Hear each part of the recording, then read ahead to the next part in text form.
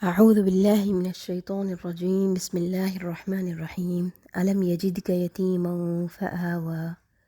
ووجدك ضالا فهدى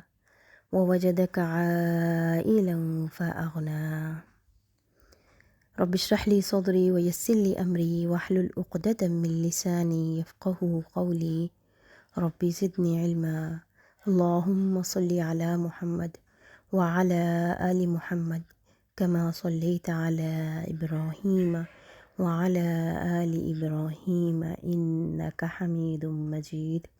اللهم بارك على محمد وعلى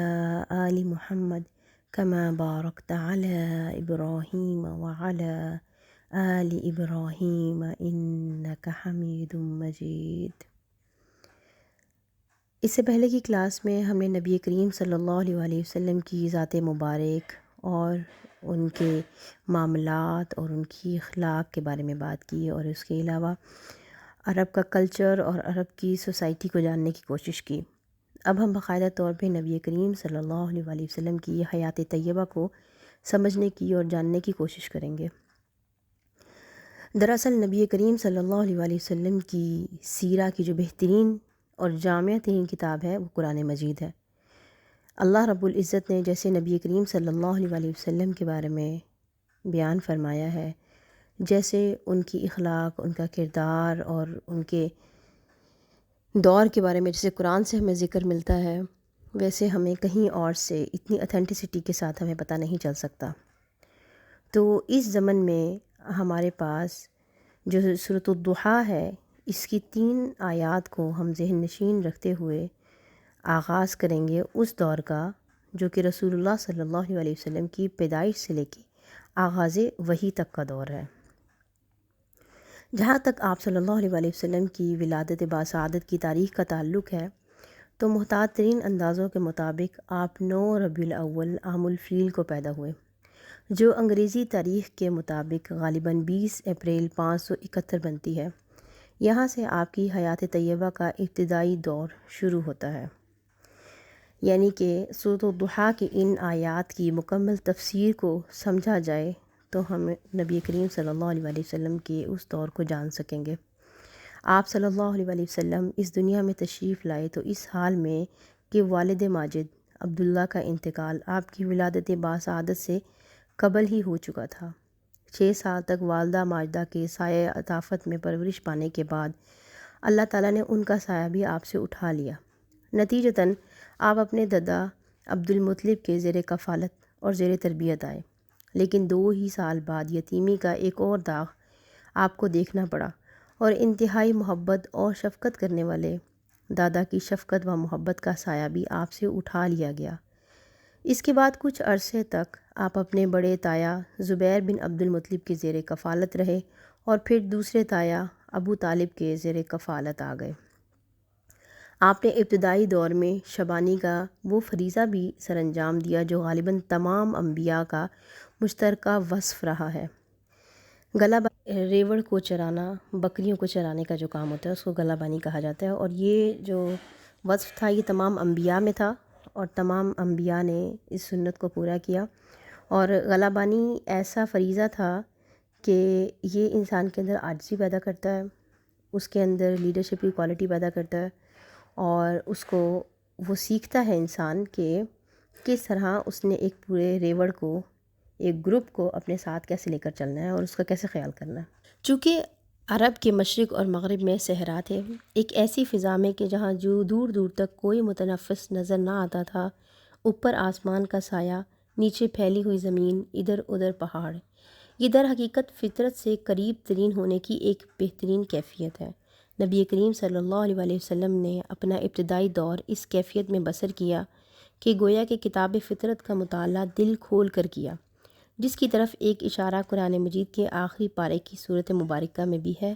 افلا ينظرون الى الابل كيف خلقت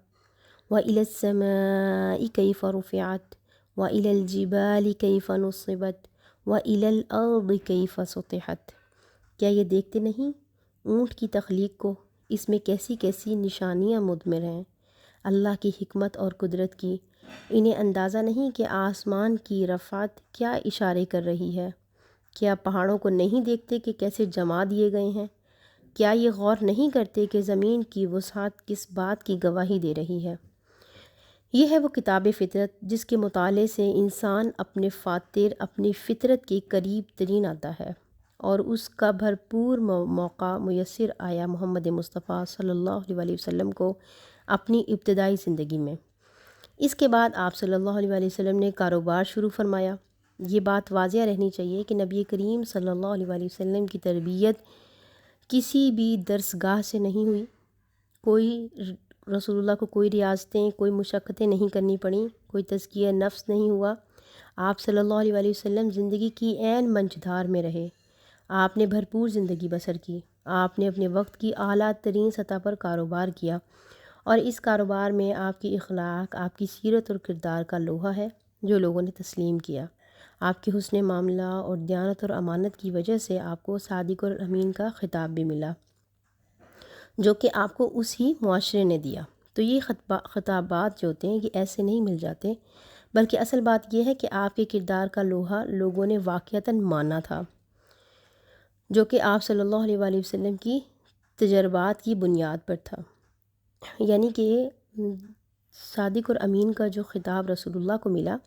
اس کے پیچھے رسول اللہ کی ایک لانگ جرنی تھی، ایک ان کا حسن معاملہ تھا جس کی وجہ سے لوگوں نے آپ کو اتنے بڑے بڑے القاب سے نوازا تھا۔ آپ صلی اللہ علیہ وسلم کے کردار اور اخلاق اتنا اعلیٰ تھا کہ اس کی وجہ سے آپ اپنے لوگوں کی آنکھوں کا تارا بنے ہوئے تھے۔ آپ کی جوانی کے دور میں چند اور واقعات میں، جن میں جنگ فجار میں آپ کی شمولیت ہے، آپ کے تایا زبیر بن عبد المطلب بنی ہاشم کے علمدار تھے، اور آپ صلی اللہ علیہ وسلم بھی ان کے پہلو بہ پہلو اس جنگ میں شریک ہوئے، اس لیے کہ قریش اس جنگ میں حق پر تھے۔ اگرچہ اس کی صراحت ملتی ہے کہ نبی کریم صلی اللہ علیہ وسلم نے کسی کا خون نہیں بہایا، اس لیے کہ صرف قومی یا خاندانی معاملات کے لیے کسی انسانی جان کا لینا یہ محمد الرسول اللہ کے شایان شان نہ تھا۔ اس جنگ کے بعد قریش کے کچھ نوجوان نے یہ عہد کیا جسے حلف الفضول کے نام سے یاد کیا جاتا ہے۔ انہوں نے باہمی معاہدہ کیا کہ وہ ظالم کی مخالفت کریں گے اور مظلوم کی حمایت کریں گے، حق اور صداقت کے راستے کی تلقین کریں گے۔ نبی کریم صلی اللہ علیہ وسلم اس حلف میں شریک ہوئے، اور آپ صلی اللہ علیہ وسلم بعد میں فرمایا کرتے تھے کہ آج بھی اگر اس قسم کے کسی معاہدے کی طرف مجھے دعوت دی جائے تو میں اس پر لبیک کہوں گا۔ کعبۃ اللہ کی تعمیر کے موقع پر بھی آپ کے تدبر اور فراست کا ایک بہت ہی نادر نمونہ سامنے آیا۔ الغرض یہ جو آپ صلی اللہ علیہ وسلم کی زندگی کا دور ہے، اسی میں ہمیں یہ مظہر نظر آتا ہے جس کی طرف اشارہ ملتا ہے قرآن مجید کی سورہ نون میں، وَإِنَّكَ لَعَلَىٰ خُلُقٍ عَظِيمٍ، اور اے محمد بلا شبہ آپ صلی اللہ علیہ وسلم اخلاق حسنہ کی بلندیوں پر فائز ہیں۔ اسی کاروبار کے زمن میں نبی کریم صلی اللہ علیہ وسلم کا تعلق یا آپ کا معاملہ حضرت خدیجہ سے ہوا۔ ان کا معاملہ بھی یہ ہے کہ ایک طرف یہ عرب کی متمول ترین خاتون تھی، چنانچہ روایات میں اس کی صراحت ملتی ہے کہ جب قریش کے قافلے سامان تجارت لے کر جاتے تھے تو تنہا ان کا سامان تجارت باقی تمام لوگوں کے مجموعی سامان سے زیادہ ہوتا تھا۔ پھر دوسری طرف ان کی عفت و عصمت کی پاک دامنی کا یہ عالم تھا کہ عرب کے اس معاشرے میں ان کو طاہرہ کا خطاب دیا گیا۔ گویا کہ ایک طرف صادق الامین اور دوسری طرف طاہرہ، اور ان خوبصورت نفیس کا آپس میں رشتہ ازدواج میں منسلک ہوئے یہ، اور حضرت خدیجہ الکبریٰ نبی کریم صلی اللہ علیہ وسلم کے نکاح میں آئیں۔ یہ پیچھے جو ہم نے سورۃ الضحیٰ میں وَوَجَدَكَ عَائِلًا فَأَغْنَاهُ پڑھا تھا، جہاں پر اللہ تعالیٰ فرماتے ہیں اے محمد، اور پایا آپ کو تنگ دست، بس آپ کو غنی کر دیا۔ جہاں تک قلب محمدی کا تعلق ہے تو وہ تو ہمیشہ سے غنی تھا، لیکن وہ دنیاوی اعتبار سے جسے ہم تنگ دستی کہتے ہیں، اس کی اگر کوئی کیفیت نبی کریم صلی اللہ علیہ وسلم کی حیات طیبہ میں اب تک رہی تھی، اب جب کہ مکہ کی متمول ترین خاتون آپ کے عقد میں تھیں، جو انتہائی جانثار اور اپنا سب کچھ نچھاور کر دینے والی بیوی تھیں، اس کے بعد اب دنیاوی کمزوری کا کوئی بھی معاملہ باقی نہیں رہا تھا۔ نبی کریم صلی اللہ علیہ وسلم کی زندگی کا یہ دور ایک بھرپور انسانی زندگی کا نقشہ پیش کرتا ہے۔ ایک محبت کرنے والی جانثار اور وفادار بیوی رفیق حیات ہے،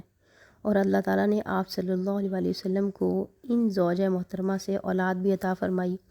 ایک انتہائی باعزت اور فراغت زندگی آپ صلی اللہ علیہ وسلم بسر فرما رہے تھے، لیکن اب آپ کے اندر ایک داعیہ ابھرا اور توجہ کائنات اور خالق کائنات اور عالم بالا کی طرف مبذول ہوئی۔ اب غور و فکر کا مادہ کسی اور رخ پروان چڑھنا شروع ہوا۔ چنانچہ وہ روایات ہمیں ملتی ہیں جس کی راویہ ام المؤمنین حضرت عائشہ صدیقہ ہیں، اور بخاری شریف میں بھی روایات موجود ہیں کہ جب آپ صلی اللہ علیہ وسلم کی عمر 40 برس کے لگ بھگ ہوئی، آپ کو خلوت محبوب ہو گئی اور آپ اپنا بہت سارا وقت غار حرا میں تنہا گزارا کرتے۔ غار حرا میں آپ صلی اللہ علیہ وسلم عبادت کیا کرتے تھے۔ اب یہاں ایک سوال پیدا ہوتا ہے کہ وہ عبادت کس قسم کی تھی؟ آپ صلی اللہ علیہ وسلم کسی سابقہ امت میں نہ تھے، کسی نبی کے پیروکار بھی نہ تھے، کوئی عبادت کا طریقہ ایسا نہیں تھا جو آپ صلی اللہ علیہ وسلم کو کسی اور نبی کی پیروی یا کسی اور امت میں ہونے کی وجہ سے معلوم ہوتا، اور حضرت جبرائیل سے ابھی ملاقات بھی نہ ہوئی تھی، تو یہ عبادت کیسی تھی؟ تو غار حرا میں نبی کریم صلی اللہ علیہ وسلم کی جو عبادت تھی وہ آپ صلی اللہ علیہ وسلم کا غور و فکر تھا اور عبرت پذیری تھی، سوچ بچار، کتاب فطرت کا مطالعہ،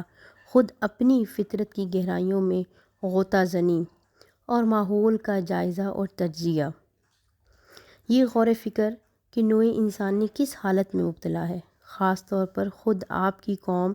اخلاق کے اعتبار سے کتنی پستی میں مبتلا ہو چکی تھی، کسی طرح کے شرک کا دورہ تھا، معبود حقیقی سے لوگ کس طرح اپنا رخ موڑ چکے تھے، یہ سارا غور و فکر نوع انسانی کی ضلالت اور گمراہی، یہ وہ بوجھ تھا جو اس وقت نبی کریم صلی اللہ علیہ وسلم اپنے دل پر محسوس کیا کرتے تھے، اور قرآن مجید اس کی بار بار گواہی بھی دیتا ہے۔ کیا آپ صلی اللہ علیہ وسلم اپنے کو اس رنج اور صدمے کی وجہ سے ہلاک کر لیں گے کہ یہ لوگ ایمان نہیں لا رہے؟ لعلک باخع نفسک الا یکونوا مؤمنین، یہ وہ کیفیت تھی جن کے ساتھ محمد مصطفیٰ صلی اللہ علیہ وسلم غار حرا میں اعتکاف فرمایا کرتے تھے۔ اسی عالم میں پردے اٹھتے تھے، اور صرف پردے ہی نہیں بلکہ آپ پورے نوع انسانی کی ہدایت پر معمور کر دیے گئے، اور آپ صلی اللہ علیہ وسلم کا دور دعوت تا قیامت تک قائم کر دیا گیا۔ اور یہ جو سورۃ الضحیٰ کے جو الفاظ ہیں، وَوَجَدَكَ ضَالًّا فَہَدَىٰ، اور اللہ نے پایا آپ کو حقیقت کی تلاش میں سرگرداں، تو آپ صلی اللہ علیہ وسلم پر راہ ہدایت منکشف کر دی۔ گویا غار حرا کی خلوتوں میں آپ صلی اللہ علیہ وسلم حقیقت کے دروازوں پر دستخط دے رہے تھے، دروازے کھول دیے گئے، پردے اٹھا دیے گئے، حضرت جبرائیل امین سے ملاقات ہوئی اور خدمت اقدس میں حاضر ہوئے۔ اور بعض روایات سے معلوم ہوتا ہے کہ یہ پہلی ملاقات جس میں نزول وحی کا آغاز ہوئے، بین النوم والیقظہ، یعنی بیداری اور نیند کے بین کسی کیفیت تھی، یعنی کہ نیم بیداری کا عالم تھا۔ بعض روایات سے بھی معلوم ہوتا ہے کہ کوئی لکھی ہوئی تختی تھی جس پر آیات مرقوم تھیں، اور وہ آیات تھیں: اقرأ باسم ربک الذی خلق، خلق الانسان من علق، اقرأ وربک الاکرم، الذی علم بالقلم، علم الانسان ما لم يعلم۔ سورہ علق۔ 3 مرتبہ نبی کریم صلی اللہ علیہ وسلم نے فرمایا، ما انا بقاری، میں پڑھ نہیں سکتا، اور حضرت جبرائیل امین نے آپ کو اپنے سینے سے لگا کر بھیجا، اور اس کے بعد اس وحی کا آپ صلی اللہ علیہ وسلم کے قلب مبارک میں نقش قائم ہو گیا۔ یہاں سے گویا محمد مصطفیٰ صلی اللہ علیہ وسلم کا آفتاب رسالت طلوع ہو گیا۔ اس کے بعد نزول وحی میں کچھ وقفہ رہا، پھر جب آیات نازل ہوئیں سورۃ مدثر کی، یا ایھا المدثر قم فانذر وربک فکبر، اے لحاف اوڑھ کر لیٹنے والے، کھڑے ہو جائیے، کمر کس لیجیے۔ فریضہ رسالت کی ادائیگی میں ہمہ تن اور ہمہ وقت مصروف ہو جائیے اور اپنے رب کی کبریائی کا اعلان کیجیے اور اس کی کبریائی کو فی الواقع دنیا میں قائم کیجیے۔ یہ ترجمانی ہے سورۃ المدثر کی ابتدائی 3 آیات کی۔ بہت سے محققین کی یہ رائے بڑی وزنی معلوم ہوتی ہے کہ سورہ علق کی ابتدائی 5 آیات سے محمد رسول اللہ صلی اللہ علیہ وسلم کی نبوت کا آغاز ہوا، جبکہ سورہ مدثر کی ابتدائی آیات سے آپ صلی اللہ علیہ وسلم کی رسالت کا آغاز ہوا۔ جیسا کہ ہم نے شروع میں جانا کہ نبی کریم صلی اللہ علیہ وسلم فطرت کے قریب تھے اور انہوں نے اپنا بچپن کا زمانہ جو تھا وہ فطرت کے قریب گزارا تھا، جہاں پر آسمان، زمین، پہاڑ، ریگستان، صحرا، جانور، اونٹ، ان سب سے ان کو روزانہ کی بنیاد پر ان سے ان کا ایک تعلق بن گیا تھا۔ تو فطرت جو ہوتی ہے وہ انسان کو حقیقت کے قریب کرتی ہے۔ انسان جو ہے وہ فطرت پر پیدا کیا گیا ہے، تو جو لوگ نیچر کے قریب رہتے ہیں ان کے دل میں خیر جلدی پھوٹ جاتی ہے، وہ جلد دنیا کی حقیقت سے آگاہ ہو جاتے ہیں، وہ جلد اپنے رب کو پا لیتے ہیں، ان کو اپنے رب کی معرفت اتنی جلدی نصیب ہوتی ہے جو لوگ فطرت کا مطالعہ دل کھول کر کرتے ہیں۔ تو گویا کہ اگر ہم آج اپنے زمانے پر غور کریں اور ہم جس وقت میں جی رہے ہیں جہاں پر فطرت سے ہم کافی حد تک محروم ہو چکے ہیں، ہمیں نہیں پتہ چلتا کہ سورج کب نکلتا ہے اور کب غروب ہو جاتا ہے، ہمیں نہیں پتہ چلتا کہ باہر کی فضا کیسی ہے، موسم کیسا ہو رہا ہے، آسمان پر کیسے رات کو تارے چمکتے ہیں، چاند کیسے اپنی روشنی بکھیر رہا ہوتا ہے۔ ہم سب ان چیزوں سے ناواقف ہوتے چلے جا رہے ہیں کیونکہ ہم چونکہ اپنے گھروں کے اندر رہتے ہیں اور ایون ہمیں تو سورج بھی دیکھنا نصیب نہیں ہوتا، ہم لوگ موبائل سے دیکھ رہے ہوتے ہیں کہ سورج کب طلوع ہوگا اور کب غروب ہوگا، اور ویدر بھی ہم لوگوں نے آن لائن ہی دیکھنا ہوتا ہے، وہاں سے ہمیں پتہ چلتا ہے کہ باہر کا موسم کیسا ہے، اگلے پورے ہفتے میں موسم کیسے تبدیلیاں آنے والی ہیں۔ تو یہ موسم میں آنے والے تغیر کا بھی ہمیں نہیں پتہ لگ پاتا، اور اس کے علاوہ سورج، چاند، ستاروں کے، اور اس کے علاوہ پہاڑ، درخت، ہریالی، پھل، پھول، پودے، یہ سب بھی دیکھنے آج ہمارے نصیب میں نہیں ہو پاتے۔ اس کی ایک بڑی وجہ یہ ہے کہ ہم لوگ شہروں میں رہنے لگ گئے ہیں اور شہروں کی وجہ سے ہمارا ماحول ویسے بھی آلودہ فضا رہنے لگ گئی ہے، فیکٹریاں اور کارخانے ہمارے پاس ہیں، گاڑیاں، ان کا شور، دکانوں کا شور، تو اس سارے شور و غل میں فطرت کہیں ہماری گم ہو چکی ہے، اور اس فطرت کی دوری کی وجہ سے ہم اپنے رب کی ذات سے بھی دور ہوتے جا رہے ہیں۔ اگر ہم یہی نماز آسمان کے نیچے بیٹھ کر ادا کریں، یہی اذکار، یہی اللہ اور اس کے رسول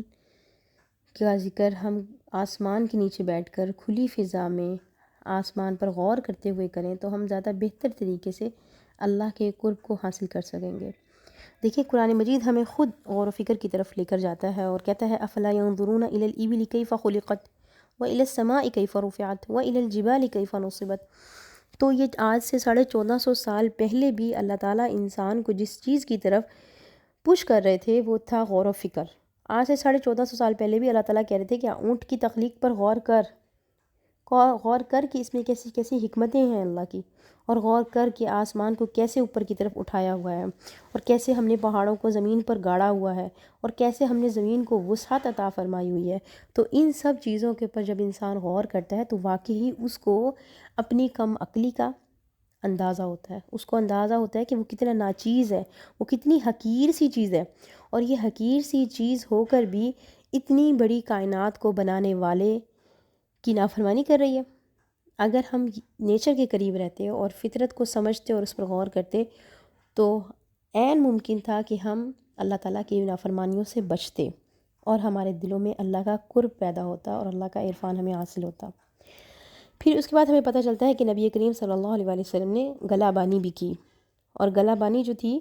وہ فرض تھا ایک طرح کا تمام انبیاء کے اوپر، اور تمام انبیاء نے گلہ بانی کا فریضہ سر انجام دیا۔ تو گلہ بانی کیا تھی؟ یہ بھی آپ کو نیچر کے قریب کرتی ہے۔ بکریاں، بھیڑیں، ان کو چرانا، پہاڑوں پر پھرنا اور پورے ریوڑ کو سنبھالنا، یہ سب چیزیں آپ کو نیچر کے قریب کرتی ہیں، آپ کو بہت کچھ سیکھنے کو ملتا ہے، آپ کی لرننگ میں اضافہ ہوتا ہے۔ تو آج تو ہم بکریاں چرانا تو بہت دور کی بات ہے، ہم تو ایک بکری بھی آ جائے تو اس کو دیکھ کے ہی ڈر جاتے ہیں کہ ہائی اس بکری کا کیا کریں، یعنی کہ اس قدر ہم لوگ نیچر سے دور ہو چکے ہوئے ہیں۔ پھر اس کے بعد اللہ تعالیٰ فرماتے ہیں کہ نبی کریم صلی اللہ علیہ وسلم کا جو اخلاق تھا وہ کیسا تھا، وَإِنَّكَ لَعَلَىٰ خُلُقٍ عَظِيمٍ۔ تو اللہ رب العزت جس ذات کے بارے میں کہہ رہا ہے کہ وہ حسن اخلاق کی بلندیوں پر فائز ہیں، تو یہ کوئی چھوٹی بات نہیں ہے، یہ کوئی عام انسان نے یہ خطاب نہیں دیا، یہ قریش مکہ جو تھے وہ خطاب نہیں دے رہے رسول اللہ کو، انہوں نے تو خطاب دیا ہی دیا صادق الامین کا، مگر اللہ رب العزت خود اپنے نبی کی شان میں کہہ رہے ہیں کہ وہ بلندیوں پر فائز ہیں اخلاق کی۔ تو ان سے زیادہ بہترین اخلاق کسی کا کیسے ہو سکتا ہے کہ جب ان کو طائف کی پہاڑوں میں لہو لہان کر دیا گیا تو اس وقت بھی نبی کریم صلی اللہ علیہ وسلم نے صرف اور صرف خیر ہی کی دعا مانگی، وہ اس وقت جو بھی کہتے تو اللہ تعالیٰ قبول فرماتے، پہاڑوں کے فرشتے خود آ گئے تھے ان سے سوال کرنے، مگر نبی کریم صلی اللہ علیہ وسلم کا یہ خلق عظیم تھا کہ اس وقت نبی کریم صلی اللہ علیہ وسلم نے ان کے لیے دعا ہی کی۔ تو آج اگر ہم خود اپنا موازنہ کرتے ہیں کہ ہمارا جو لیڈر تھا جس کو اللہ تعالیٰ کہتے ہیں کہ وہ خلق عظیم تھا، تو اس لیڈر کو ہم فالو کرتے ہیں اور ہم اس بات کے اوپر قائل ہیں اور قائم بھی ہیں کہ ہمیں وہ جنت میں لے کر جائے گا، وہ ہماری شفاعت کرائے گا ہی کرائے گا، مطلب یہ بالجبراً ہم ڈال دیتے ہیں کہ اللہ کے نبی نے تو شفاعت کروانی ہی کروانی ہے، چاہے ہمارے اعمال جیسے بھی ہیں۔ تو ہم کیسے اس بات کی گارنٹی جو ہے نا وہ خود کو دیتے ہیں کہ نبی کریم صلی اللہ علیہ وسلم ہماری شفاعت کروائیں گے، جبکہ ہم اس نبی کی عظیم اخلاق کا ایک حصہ بھی ہم اپنے اندر نہیں ڈیولپ کر سکے؟ کیا ہمارے اخلاق کے اندر وہ بات ہے کہ کوئی ہمیں کہے کہ ہاں بھئی بہت اچھی اخلاق والا انسان ہے؟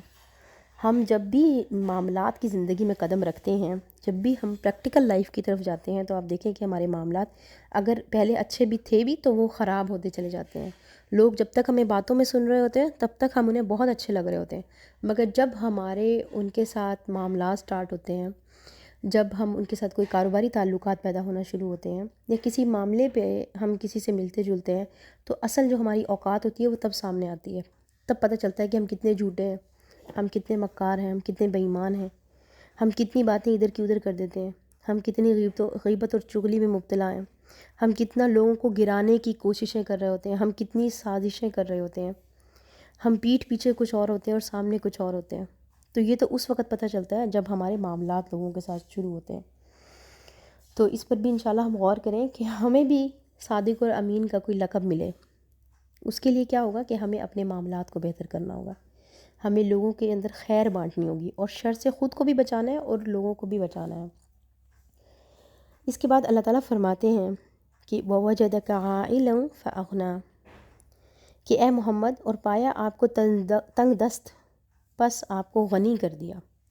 اچھا، اب اللہ رب العزت جب نبی کریم صلی اللہ علیہ وسلم کو غنی کرتے ہیں تو وہ غنی ہونا ہے کیا؟ اس پر تھوڑی روشنی ڈالتے ہیں۔ ہمارے نزدیک تو غنی ہونا یہ ہے کہ مال کی بہتات ہو جائے، لائف جو ہے وہ پورا آسائش ہو جائے اور ہمیں لگژری ہو زندگی میں تو ہم غنی ہو گئے، یا غنیوں کا فرد بھی ہم کرتے ہیں اپنی زندگیوں میں، اور شاید غالباً وہ اسی لیے ہی کر رہے ہوتے ہیں کہ اللہ تعالیٰ ہمیں بس مال سے نواز دے۔ مگر اللہ تعالیٰ نے نبی کریم صلی اللہ علیہ وسلم کو جو غنی فرمایا تو وہ غنی صرف مال کا نہیں تھا، وہ غنی تھا سب سے پہلے اللہ نے ان کی عزت اور تکریم لوگوں کی نظروں میں بہت بڑھا دی، یہ غنی ہونا تھا۔ اللہ تعالیٰ نے ان کو جانثار بیوی عطا فرمائی، یہ غنی ہونا تھا۔ وفادار بیوی ملی، یہ غنی ہونا تھا۔ اللہ تعالیٰ نے ان کو اولاد کی نعمت سے نوازا، یہ غنی ہونا تھا۔ اور ایک باعزت زندگی وہ اپنے معاشرے میں گزار رہے تھے، یہ ان کا غنی ہونا تھا کہ ان کو لوگ صادق اور امین کے لقب سے پکارتے تھے، یہ ان کا غنی ہونا تھا کہ وہ اپنے اخلاق کے اعلیٰ درجوں پر فائز تھے، یہ ان کا غنی ہونا تھا۔ کیا آج ہمارا غنی ہونا یہ ہے؟ ہمیں اس پر غور کرنا چاہیے۔ ہمارے لیے تو غنی ہونا صرف یہ ہے کہ ہمارے پاس بس مال اور دولت آ جائے، وہ کسی بھی ذرائع سے آ جائے، بس آ جائے، ہم خود بخود پاور میں آ جائیں گے جب پیسہ آ جائے گا، جبکہ پیسہ انسان کو پاور میں نہیں لے کر آتا، انسان کی اخلاق اس کو طاقت میں لے کر آتے ہیں، کیونکہ آج کے زمانے کی ہماری ترجیحات بدل چکی ہیں، اس وجہ سے ہم سوچتے بھی انہی ترجیحات کی نظر میں رہ کر۔ مگر آج یہ جو اخلاق ہے نا، یہ ہمیشہ انسان چاہے اس کے مالی حالات کتنے بھی برے ہوں یا کتنے بھی اچھے ہو جائیں، مگر ایک انسان اگر اخلاق کا اچھا ہے نا تو اس کو اخلاق کا اچھا ہی مانا جائے گا، چاہے زمانہ آج اگر مال کو ترجیح دے بھی رہا ہے تب بھی، اور کل کو اگر زمانہ بدل بھی جاتا ہے تو بھی جو اخلاق کا اچھا ہے اس کو اخلاق کا اچھا ہی مانا جائے گا، جو صادق ہے وہ صادق ہی رہے گا۔ مگر ایک بے ایمان انسان کے پاس اگر بہت زیادہ مال اور دولت بھی آ جائے پھر بھی لوگوں کے دلوں میں اس کے لیے کجی رہتی ہی رہتی ہے، بظاہر لوگ اس کی جتنی بھی عزت کر لیں، پتہ ہے کہ یہ شخص بے ایمان ہے، یہ شخص دھوکے باز ہے، چال باز ہے۔ تو اس لیے مال کا بہت زیادہ ہونا انسان کو غنی نہیں کرتا، غنی ہونے کے لیے انسان کے قلب کا غنی ہونا بھی ضروری ہے، جو کہ نبی کریم صلی اللہ علیہ وسلم ہمیشہ سے تھے۔ یہ جو تنگ دستی تھی یہ صرف دنیاوی اعتبار سے تھی، حقیقتاً نبی کریم صلی اللہ علیہ وسلم کا دل جو تھا، حقیقت میں نبی کریم صلی اللہ علیہ وسلم کا دل تو کبھی تنگ دست تھا ہی نہیں، دل میں تو کوئی کجی اور کوئی تنگی تھی ہی نہیں، نبی کریم صلی اللہ علیہ وسلم تو ہمیشہ سے غنی تھے۔ تو اب اللہ تعالیٰ نے ان کو بہترین اولاد، عزت، مال اور بیوی کے طور پر بھی ان کو غنی کر دیا، یعنی کہ گھروں کا سکون بھی آپ کا غنی ہونا ہے، آپ کے گھر میں امن ہے تو بھی آپ غنی ہیں، اللہ تعالیٰ نے آپ کو ذہنی اور قلبی سکون عطا کیا ہوا ہے، آپ غنی ہیں۔ تو اس چیز کو سمجھیں کہ اللہ تعالیٰ نے ہمیں بھی غنی بنایا ہے، اللہ نے ہمیں بھی بے پناہ چیزوں سے نوازا ہے، مگر ہماری حالات یہ ہیں کہ ہم صرف اور صرف ناشکری کی کیفیت میں رہتے ہیں، ہم ان چیزوں کی طرف دیکھتے ہی نہیں ہیں جن چیزوں سے اللہ نے ہمیں نوازا ہے۔ پھر اس کے بعد اللہ تعالیٰ فرماتے ہیں وَوَجَدَكَ ضَالًّا فَهَدَىٰ، یہ اس سے پچھلی آیت ہے، آیت نمبر 7 سورۃ الضحیٰ کی، جہاں پر اللہ تعالیٰ کہتے ہیں کہ ہم نے آپ کو کیا پایا تھا، ہم نے آپ کو پایا کہ آپ پریشان ہیں، آپ حقیقت کی تلاش میں سرگرداں ہیں،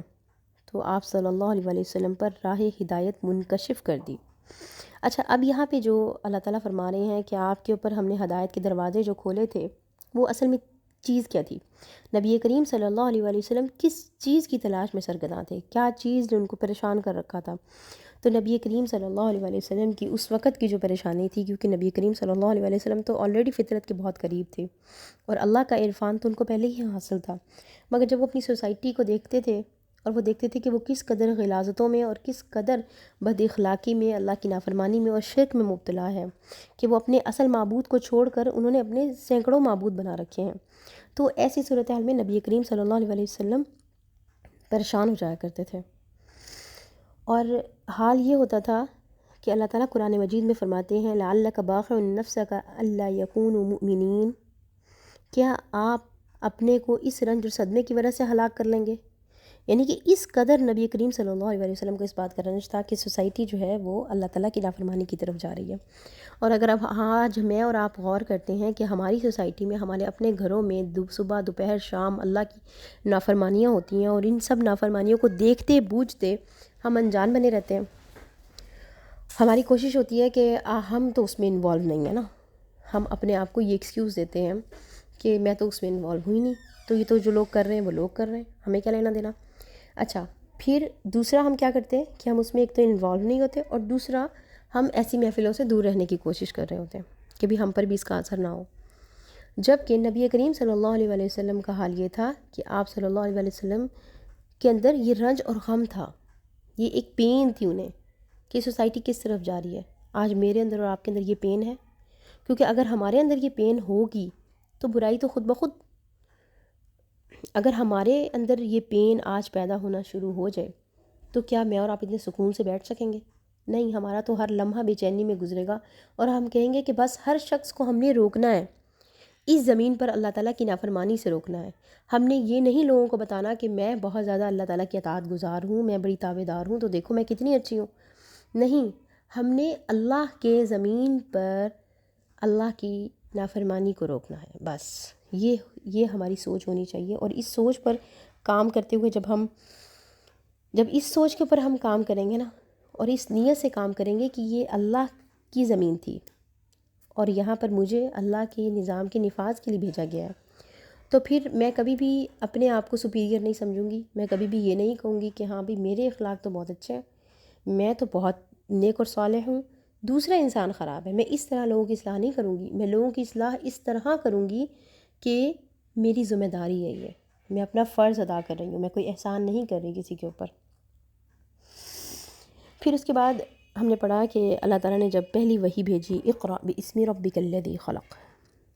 اچھا یہ اقرأ باسم ربک الذی خلق میں اللہ تعالیٰ نے پہلا جو لفظ وحی کے طور پر اتارا وہ تھا اقرأ، پڑھ۔ اللہ تعالیٰ یہ بھی کہہ سکتے تھے کہ سجدہ کر، میری عبادت کر، میری اطاعت کر، یہ بھی کہہ سکتے تھے، مگر اقرأ کیوں اقرأ ہی کہا گیا؟ کیونکہ پڑھنا جو ہے نا وہ اتنا اہم حکم ہے اللہ کا کہ اللہ تعالیٰ نے سب سے پہلے انسان کو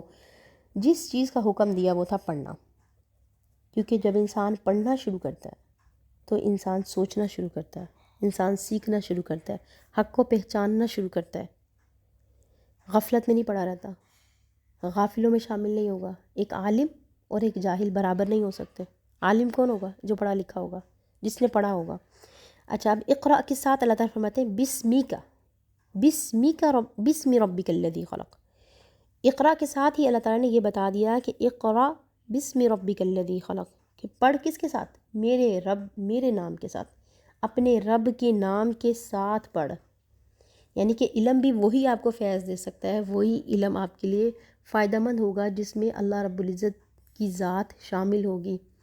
جس کی ابتدا رب کے نام سے کی گئی ہوگی، وہی علم آپ کے لیے فیض مند ہوگا۔ پھر اس کے بعد الذی خلق، کیا فرمایا؟ اقرأ بسم ربک الذی خلق، یعنی کہ پڑھ اپنے رب کے نام سے جس نے پیدا کیا۔ یعنی کہ اب کیا کر؟ پڑھ اپنے رب کے نام سے، اور پھر کیا کر؟ جس نے تجھے پیدا کیا۔ اب اس نے کس چیز پر، انسان اب کس چیز پر فوراً اس کا ذہن جائے گا؟ خلق پر، پیدا ہونے پر۔ تو انسان کو سب سے پہلے اس کو غور کرنے کی طرف اللہ تعالیٰ جب لے کر گئے تو اس کو کہا کہ اپنی خلقت پر، اپنی تخلیق پر غور کر کے اللہ نے تجھے کیسے پیدا کیا، اور جب انسان اپنی اس تخلیق پہ غور کرے گا تو ہی اس کو اللہ رب العزت کا عرفان حاصل ہوگا۔ پھر اس کے بعد جب دوسری وحی آئی یا ایھا المدثر قم فانذر وربک فکبر، اور یہاں سے نبی کریم صلی اللہ علیہ وسلم کی رسالت کا آغاز ہوا، اور پھر اگلے 23 سال تک ہمارے پیارے حبیب نبی کریم صلی اللہ علیہ وسلم قم فانذر وربک فکبر ہی بیان کرتے رہے کہ کھڑے ہو جائیے اور کمر کس لیجئے اور لوگوں کو ڈرائیے، ان لوگوں کو اس حقیقت سے آگاہ کیجئے جو کہ قیامت کی صورت میں آنے والی ہے، اور اپنے رب کی بڑائی کو بیان کیجئے۔ وآخر دعوانا ان الحمد للہ رب العالمین، سبحان ربک رب العزت عما یصفون وسلام علی المرسلین والحمد للہ رب العالمین، والسلام علیکم ورحمۃ اللہ۔